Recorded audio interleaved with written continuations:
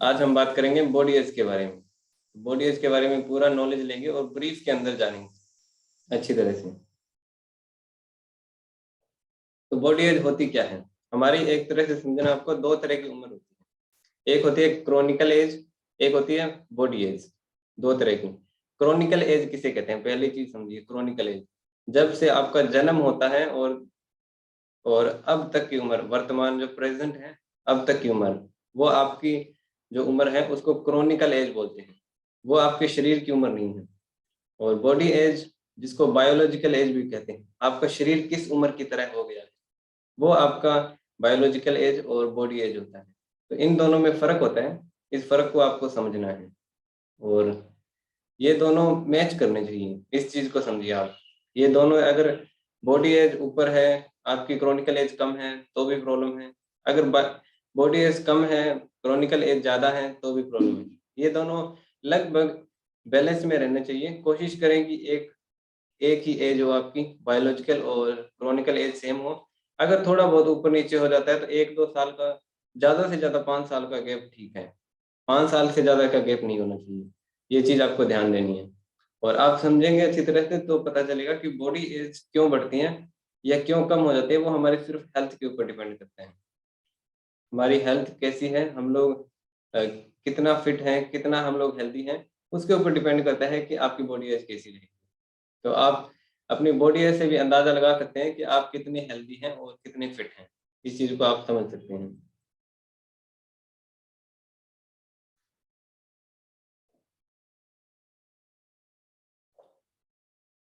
और एक ही उम्र के आपने देखा होगा, दो लोग मिल सकते हैं। अगर कोई दो दोस्त हैं और सेम उम्र के हैं तो उनको आप देखोगे तो उनकी उम्र अलग अलग लग सकती है आपको।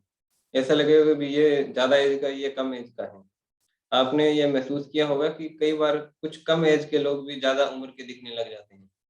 वो क्यों होते हैं? क्योंकि उनकी जो क्रोनिकल एज है, जन्म से लेकर अब तक की उम्र, वो उनकी कम होती है। लेकिन जो दूसरी बायोलॉजिकल एज है वो बढ़ जाती है उनकी।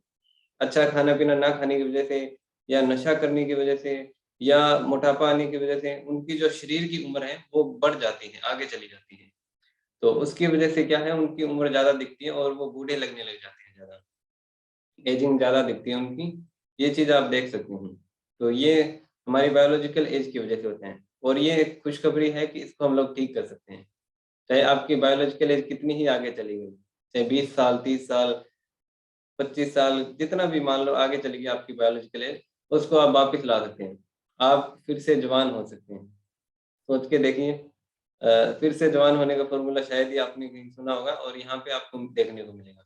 आप फिर से, अगर आपकी उम्र 32 साल है, 30 साल है, और बायोलॉजिकल एज 60 चली गई है, शरीर 60 साल का हो गया है, तो आप फिर से 32 साल के हो सकते हैं। ये पॉसिबल है। और रिवर्सिबल होता है बायोलॉजिकल एज। तो ये काफी बेनिफिशियल चीज है।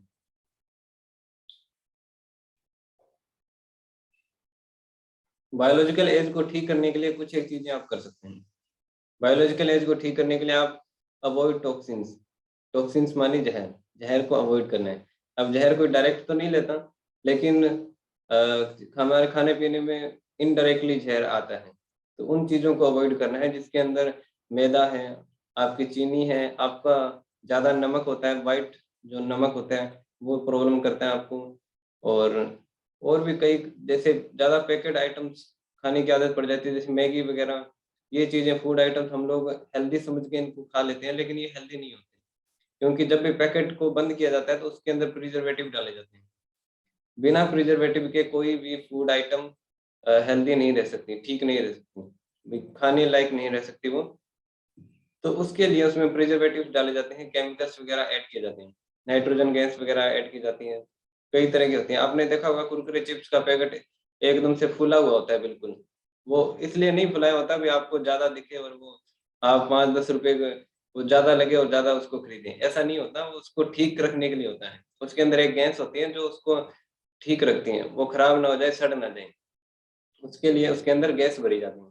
तो वो गैस वगैरह उस तरह के आइटम आपको खराब करती है। तो अवॉइड टॉक्सिन्स, टॉक्सिन्स को अवॉइड करना है आपको। स्ट्रेस डाउन, अपनी स्ट्रेस को कम करना है। जितनी भी आपको टेंशन है, चिंता है, उसको भूलना है आपको। फिर ही आप जवान हो सकते हैं और बॉडी एज कम कर सकते हैं। और हेल्दी डाइट को फॉलो करना है, अपनी डाइट को ठीक रखना है। अपने खाने पीने में आप जो कुछ भी खा रहे हैं, अगर आपको लगता है कि आप अनहेल्दी ज़्यादा खाते हैं, तो कोशिश करें जब भी आप कुछ खाएँ तो थोड़ा-सा रुकेंगे 10 सेकंड, उसको देखेंगे और उसको एक बार सोचना है दिमाग में, क्या ये मेरी बॉडी के लिए हेल्दी है? येस और नो? अगर नो का जवाब आता है तो उसको छोड़ दीजिए। थोड़ा-सा दिमाग पे कंट्रोल करने की कोशिश करेंगे तो हो जाएगा। उसको रुकना है थोड़ी देर, आपको पॉज़ लेना है। ये नहीं आपको 1 महीने पहले दिवाली वाली मिठाई आपको दिख गई और आपने उठाई बर्फी और चल अंदर, तो वो खराब करेगी आपको, क्योंकि वो इतनी खराब हो चुकी है कि शरीर में नुकसान करेगी। ये चीज़ें ध्यान देनी है आपको। रिड्यूस बॉडी पेन, शरीर में किसी भी तरह का दर्द है, तो वो ठीक करना है आपको। बैक पेन है, कोई नेक पेन है या शोल्डर पेन है, किसी भी तरह का अगर पेन है बॉडी में, तो वो योगा वगैरह करके आप ठीक करिए। आप रेस्ट करके ठीक करिए। बॉडी के अंदर किसी भी तरह का दर्द नहीं होना चाहिए, पेन नहीं रहना चाहिए, तभी आप अपनी बॉडी हेल्थ को ठीक रख सकते हैं। और रेगुलर हेल्थ चेकअप्स ज़रूरी हैं। हेल्थ चेकअप्स किस तरह के होते हैं? आप खुद का वेट चेकअप करते हैं, वो होता है। आपका मसल्स, बीएमआई वगैरह चेकअप होते हैं, वो भी कर सकते हो आप। और भी कई तरह के हेल्थ चेकअप्स होते हैं, वो रेगुलर करिए ताकि आपको पता चले बॉडी के अंदर क्या चल रहा है। अपना कोलेस्ट्रॉल लेवल, आपका शुगर लेवल, आपका बीपी का लेवल, वो आपको ध्यान होना चाहिए। वो सारा कुछ आपके नज़रों के सामने होगा, तभी आप खुद को हेल्दी रख सकते हैं। एक्सरसाइज करनी है और स्ट्रेंथ को बढ़ाना है। स्ट्रेंथ कैसे बढ़ेगी? वर्कआउट करोगे हैवी तो आपके मसल्स की एनर्जी बढ़ने लग जाएगी और आप जितना पहले एक्सरसाइज करते थे उससे ज़्यादा करने लग जाओगे और आपकी स्ट्रेंथ बढ़ जाएगी। आपको एक्सरसाइज हर रोज़ करना है। एक्सरसाइज में कई तरह की एक्सरसाइज होती हैं। वो सभी आपको धीरे-धीरे ऐड करनी है अपनी डेली लाइफ़स्टाइल के अंदर, तो उससे आप अपना बॉडी वेट कम कर सकते हैं। इनफ स्लीप लेनी है और बी पॉजिटिव, पॉजिटिव रहना है आपको। नींद अच्छी होनी चाहिए आपकी और माइंडसेट ठीक होना चाहिए, आपका नज़रिया ठीक होना चाहिए। अगर पॉजिटिव माइंडसेट होएगा, तो आप काफ़ी अच्छी तरीके से और जल्दी इसको ठीक कर सकते हैं आप। और कुछ एक फूड आइटम्स हैं, कुछ एक खाने की चीज़ें हैं, अगर किसी की बॉडी सच में ज़्यादा है और वो कम करना चाहते हैं, तो ये खाने की चीज़ें आप अपने खाने में ऐड करिए। कुछ एक खाने-पीने की चीज़ें हैं, वो मैं आपको बताना चाहूँगा। उसके अंदर आता है आपका पपीता। पपीते के अंदर एंटी एजिंग प्रॉपर्टी होती है, पपीते को आप ऐड कर सकते हैं अपने खाने के अंदर। आप ब्लूबेरीज़ को ऐड कर सकते हैं। आप ब्रोकोली को ऐड कर सकते हैं। जो ब्रोकोली होती है, जो हरे रंग डार्क ग्रीन जो गोभी होती है, उसको ब्रोकोली कहते हैं, वो चीज़ आप ऐड कर सकते हैं। उसके अंदर एंटी एजिंग प्रॉपर्टी देखने को मिलती है। उसके बाद में नट्स होते हैं। नट्स जितने भी ड्राई फ्रूट्स होते हैं और नट्स होते हैं, मूँगफली वगैरह हो गया आपका, बादाम हो गया, काजू हो गया, पिस्ता हो गया, ये तरह की चीज़ें थोड़ी-थोड़ी आप ऐड करेंगे डाइट के अंदर, तो इसमें आपको बेनिफिट देखने को मिलेगी। उसके बाद में आता है आपका पालक। अभी सर्दियों का सीजन है तो पालक काफ़ी मिलेगी आपको। तो पालक के अंदर आयरन वगैरह होता है जो कि एंटी एजिंग में काम करते हैं। उसको आप ऐड करेंगे। आप उससे भी अपनी एजिंग प्रोसेस को ठीक रख सकते हैं। उसके बाद में लाल शिमला मिर्च। शिमला मिर्च लाल रंग वाली, वो आप ऐड कर सकते हैं। उससे आपका बॉडी एज है वो आप बैलेंस में रख सकते हैं। उसके बाद में ग्रीन टी। आप ग्रीन टी ज़रूर पिएँ। ग्रीन टी के अंदर आपका एफ्रेश आता है। अगर आप 2 बार एफ्रेश पीते हैं तो आपका ग्रीन टी पूरा है, डन है आपका ग्रीन टी, आपको ज़्यादा ऐड करने की ज़रूरत नहीं है। अगर ऐड करना चाहें तो कर सकते हैं, कोई दिक्कत नहीं है। तो आप एफ्रेश ज़रूर पिएँ और एफ्रेश के अलग-अलग फ्लेवर ट्राई करें आप। आप कश्मीरी कहवा को यूज़ करें, उसके अंदर आपको केसर मिलता है। केसर सोच के देखिए जो ग्राम के भाव में बिकता है, वो आपको एफ्रेश में पीने को मिलता है। आप तुलसी को ट्राई करें, तुलसी के अंदर भी अलग-अलग प्रॉपर्टी मिलती है। तो ये अलग-अलग ग्रीन टी आप खुद एफ्रेश के अंदर ही एन्जॉय कर सकते हैं, बाहर से लाने की ज़रूरत नहीं पड़ती आपको और पूरा हेल्दी रहता है। उसके बाद में आता है लेमन, आप नींबू का वाटर यूज़ करें आप।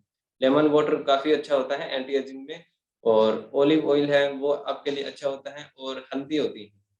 हल्दी एक बहुत ही नेचुरल और एंटी एजिंग इस तरह का इंग्रीडिएंट है और वो हम लोग हर रोज़ किसी न किसी फ़ॉर्म में खाते हैं, लेकिन उसको आप थोड़ा-सा ज़्यादा ऐड करेंगे, थोड़ा-सा ज़्यादा, तो उससे आप अपना जो एंटी एजिंग है, वो ठीक रख सकते हैं।